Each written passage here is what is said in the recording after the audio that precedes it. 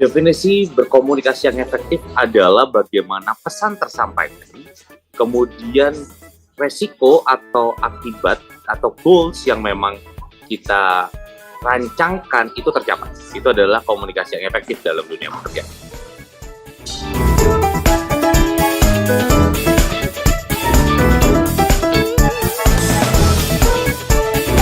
Memahami tentang siapa lawan bicara kita, memahami tentang goals apa yang ingin dicapai, itu merupakan satu aspek penting.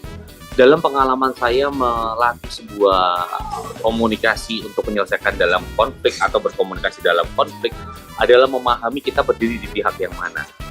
Itu dulu yang menjadi satu poin penting. Ketika kita memahami bagaimana kita berada di pihak mana, maka semua strategi atau cara kita berkomunikasi akan ditentukan untuk tujuannya menyampaikan pesan, mencapai goals yang memang diinginkan oleh pihak yang kita bantu atau kita ada berada di pihak mana.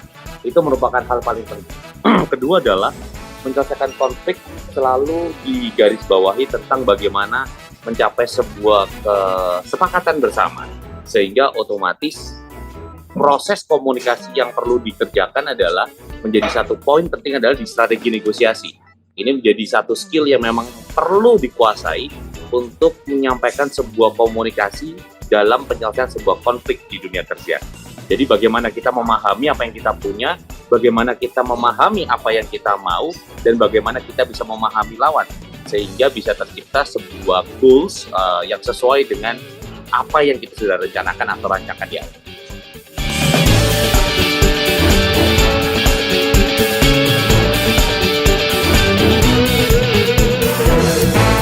Tantangan terbesar adalah ketika kita harus berada di satu pihak yang memang kita tahu bahwa pihak ini adalah pihak yang boleh dibilang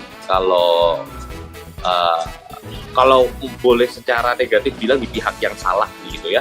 Tetapi memang ada sebuah embel-embel reputasi, ada sebuah embel-embel profesionalisme. Itu adalah tantangan terbesarnya. Kenapa? Karena kita harus mau tidak mau, konflik terbesar adalah stand ketika kita harus stand untuk perusahaan versus karyawan. Itu akan cukup punya tantangan yang besar ya. Kenapa? Karena antara logik dan hati nurani itu dipertaruhkan di situ sih sebenarnya.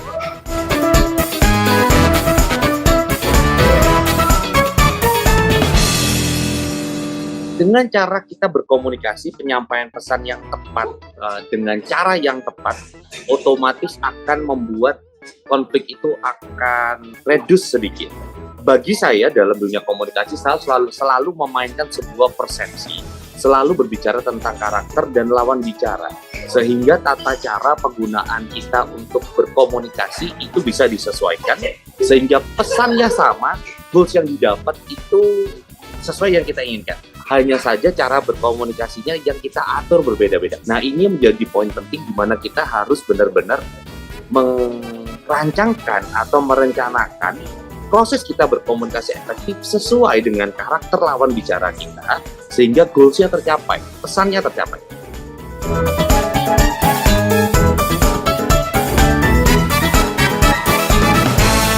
Yang pertama saya selalu bilang adalah organisasi. Itu menjadi poin penting, di mana keterampilan kita berkomunikasi secara personal dan juga secara organisasi itu dibentuk.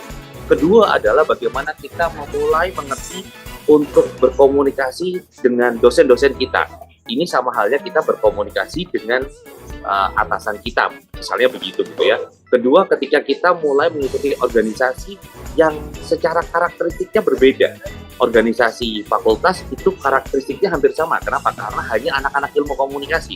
Ketika kita memperluas di universitas, maka karakternya akan berbeda. Setiap fakultas punya cara berpikirnya masing-masing, persepsinya masing-masing.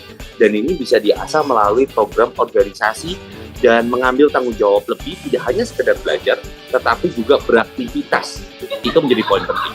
Ketiga adalah mencari dunia kerja atau magang yang memang mungkin kalau saya boleh bilang jangan melihat dari uangnya, tetapi melihat kesempatannya, karena di situ kita akan belajar banyak untuk kita boleh berinteraksi dengan banyak orang.